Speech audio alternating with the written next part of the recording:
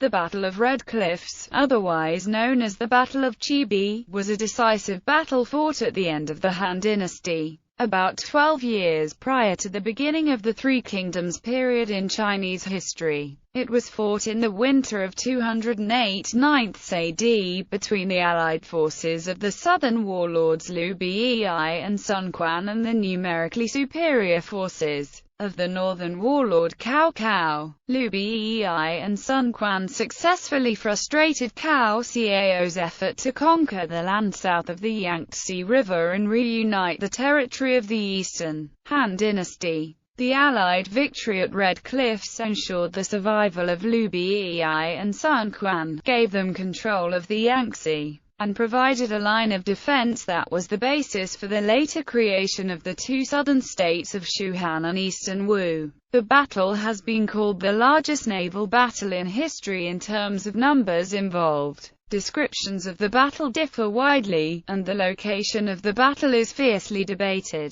Although its precise location remains uncertain, the majority of academic conjectures place it on the south bank of the Yangtze River, southwest of present-day Wuhan and northeast of Baku. Background: by the early 3rd century, the Han Dynasty, which had ruled China for almost 4 centuries, was crumbling. Emperor Xian had been a political figurehead since 189, with no control over the actions of the various warlords controlling their respective territories. One of the most powerful warlords in China was Cao Cao, who, by 207, had unified northern China and retained total control of the North China Plain. He then completed a successful campaign against the Wu Huan in the winter of the same year, thus securing his northern frontier. Upon his return in 208, he was appointed chancellor, a position that granted him absolute authority over the entire imperial government. Shortly afterwards, in the autumn of 208, his army began a southern campaign. The Yangtze River in the area of Jing province was key to the success of this strategy. If Cao Cao was to have any hope of reuniting the sundered Han Empire, he had to achieve naval control of the middle Yangtze and command the strategic naval base at Jiangling as a means of access to the southern region.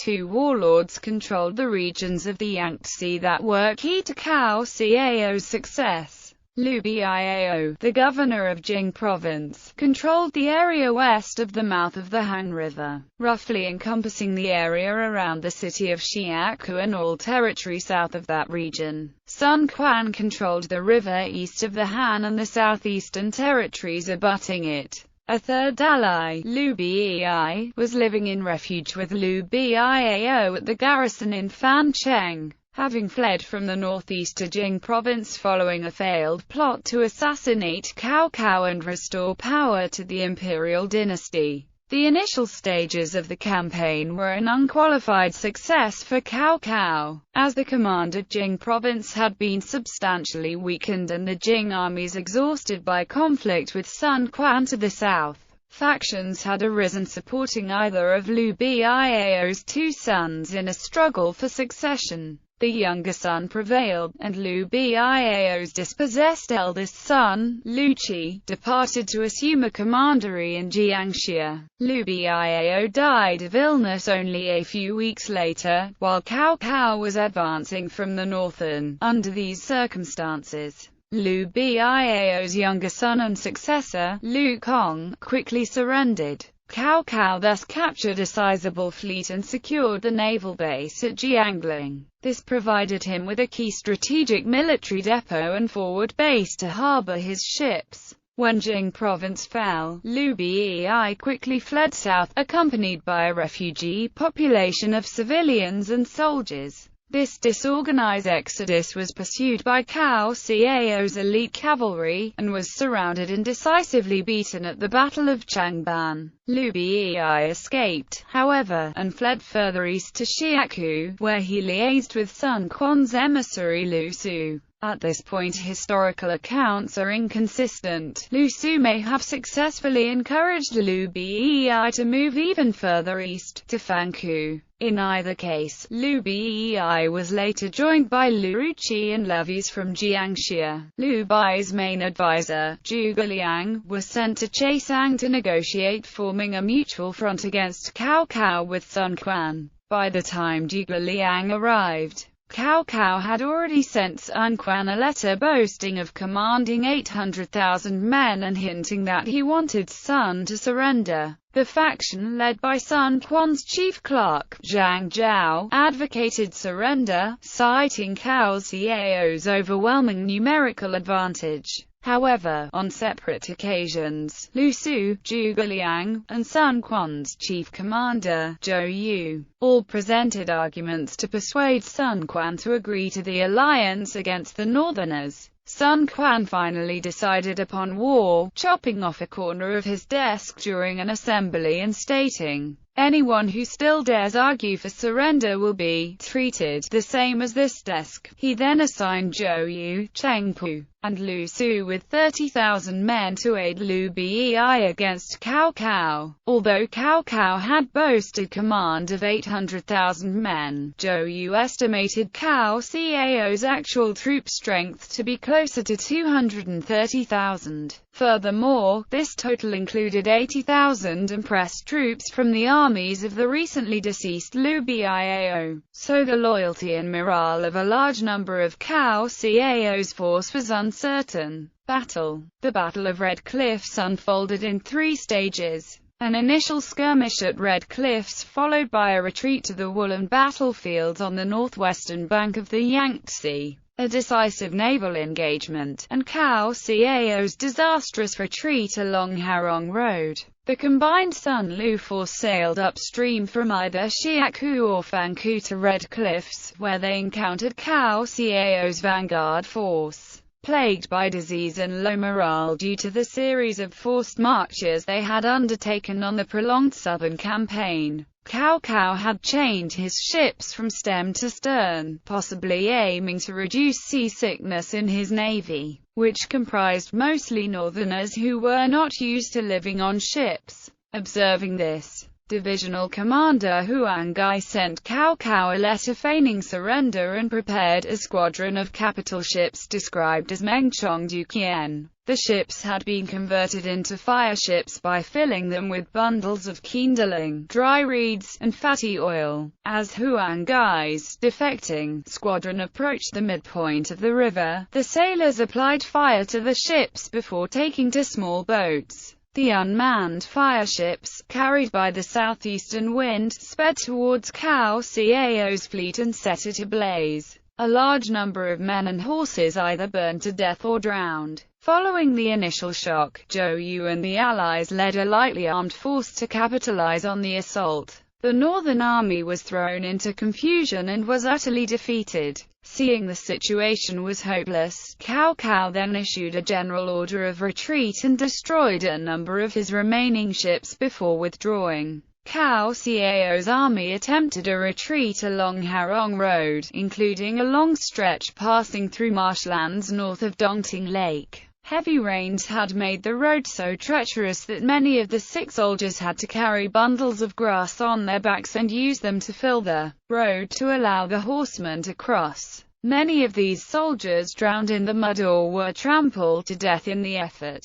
The Allies, led by Zhou Yu and Liu Bei, gave chase over land and water until they reached Nankomandari, combined with famine and disease. This decimated Cao Cao's remaining forces. Cao Cao then retreated north to his home base of Yi, leaving Cao Ren and Zhu Huang to guard Jiangling, Yujin stationed in Zhangyang, and Manchong in Dangyang. The Allied counterattack might have vanquished Cao Cao and his forces entirely. However, the crossing of the Yangtze River dissolved into chaos as the Allied armies converged on the riverbank and fought over the limited number of ferries. To restore order, a detachment led by Sun Quan's General Gan Ning established a bridgehead in Yiling to the north, and only a staunch rearguard action by Cao Ren prevented further catastrophe. Analysis. Zhou Yu had previously observed that Cao Cao's generals and soldiers comprised mostly cavalry and infantry. and few had any experience in naval warfare. Cao Cao also had little support among the people of Jing province, and thus lacked a secure forward base of operations. Despite the strategic acumen Cao Cao had displayed in earlier campaigns and battles, in this case he had simply assumed that numerical superiority would eventually defeat the Sun and Lu Navy.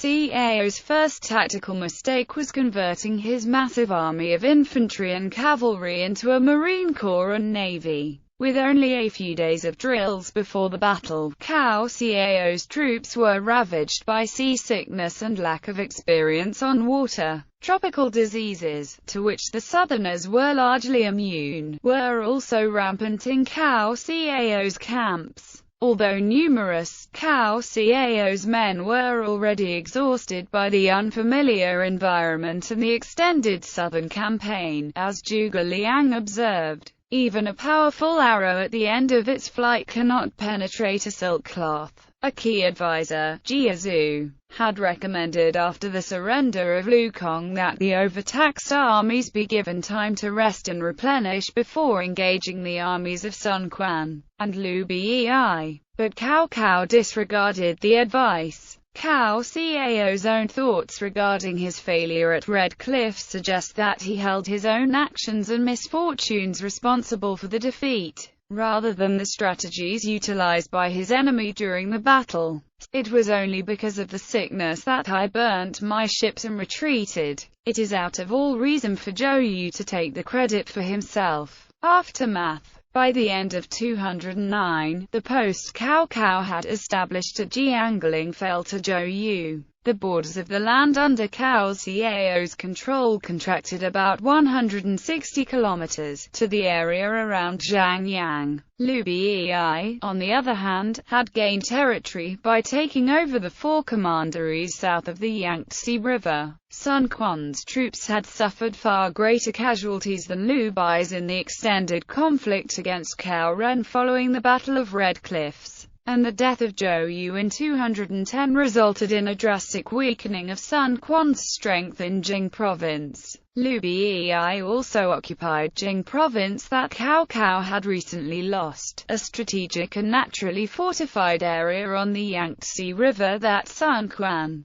claimed for himself. The control of Jing province provided Liu Bei with virtually unlimited access to the passage into Yi province and important waterways into Wu, as well as dominion of the southern Yangtze River. Never again would Cao Cao command so large a fleet as he had at Jiangling, nor would a similar opportunity to destroy his southern rivals present itself again. The Battle of Red Cliffs and the capture of Jing province by Liu Bei confirmed the separation of southern China from the northern heartland of the Yellow River Valley, and also foreshadowed a north-south axis of hostility that would resonate for centuries. Location. The precise location of the Red Cliffs battlefield has long been the subject of both popular and academic debates, but has never been conclusively established. Scholarly debates have continued for at least 1,350 years, and a number of arguments in favor of alternative sites have been put forward. There are clear grounds for rejecting at least some of these proposals, but four alternative locations are still advocated. According to Zhang, many of the current debates stem from the fact that the course and length of the Yangtze River between Wuli and Wuhan has changed since the Sui and Tang dynasties. The modern-day debate is also complicated by the fact that the names of some of the key locations have changed over the following centuries. For example, although modern Haorong City is located in Hunan, south of the Yangtze, in the 3rd century the city of that name was due east of Jiangling, considerably north of the Yangtze. Moreover, one candidate site, Puchi, was renamed Chibi City in 1998 in a direct attempt to tie this location to the historical battlefield. Historical records state that Cao's forces retreated north across the Yangtze after the initial engagement at Red Cliffs, unequivocally placing the battle site on the south bank of the Yangtze. For this reason, a number of sites on the north bank have been discounted by historians and geographers. Historical accounts also establish east and west boundaries for a stretch of the Yangtze which encompasses all possible sites for the battlefield. The Allied forces traveled upstream from either Fanku or Shiaku. Since the Yangtze flows roughly eastward towards the ocean, Red Cliffs must at least be west of Fanku, which is farther downstream. The westernmost boundary is also clear, since Cao-Cao's eastern advance from Jiangling included passing Bakiu on the shore of Dongting Lake. The battle must also have been downstream of that location. One popular candidate for the battle site is Chibi Hill in Guangzhou, sometimes referred to as Sudongpo's Red Cliffs, or the literary Red Cliffs. Support for this conjecture arises largely due to the famous 11th century poem First Rhapsody on the Red Cliffs, which equates the Guangzhou Hill with the battlefield location. Excluding tone marks, the pinyin romanization of this cliff's name is Chibi, the same as the pinyin for Red Cliffs. However, the Chinese characters are completely different as is their meaning. This site is also on the north bank of the Yangtze, and is directly across from Fanku rather than upstream from it. Moreover, if the Allied Sun Lu forces left from Shiaku rather than Fanku, as the oldest historical sources suggest, then the hill in Guangzhou would have been downstream from the point of departure, a possibility which cannot be reconciled with historical sources. Puchi, now named Chibi City, is perhaps the most widely accepted candidate. To differentiate from Sudongpo's Red Cliffs, the site is also referred to as the military Red Cliffs. It is directly across the Yangtze from Wolin. This argument was first proposed in the early Tang dynasty. There are also characters engraved in the cliffs suggesting that this is the site of the battle. The origin of the engraving can be dated to between the Tang and Song dynasties, making it at least 1,000 years old. Some sources mention the south banks of the Yangtze and Jiayu County in the prefecture-level city of Jianing in Hubei province as a possible location. This would place the battlefield downstream from Puchi, a view that is supported by scholars of Chinese history such as Rafe de Crispini, Wang Li and Zhu Donggrun, following the Qing dynasty historical document Shui Jingzhu. Another candidate is Wuhan, which straddles the Yangtze at the confluence of the Yangtze and Han rivers. It is east of both Wulin and Jiayu. This metropolis was incorporated by joining three cities. There is a local belief in Wuhan that the battle was fought at the junction of the rivers, southwest of the former Wuchang city, which is now part of Wuhan. Zhang asserts that the Chibi battlefield was one of a set of hills in Wuchang that were leveled in the 1930s so that their stone could be used as raw material. Citing several historical geographical studies, Zhang shows that earlier accounts placed the battlefield in Wuchang. Sheng Hongji's 5th century Jingzhouji in particular places the Chibi battlefield a distance of 160 li downstream from Wolin. But since the Paizhou and Luxikou meanders increased the length of the Yangtze River between Wuli and Wuchang by 100 li, see map, sometime in the Sui and Tang dynasties. Later works do not regard Wuchang as a possible site.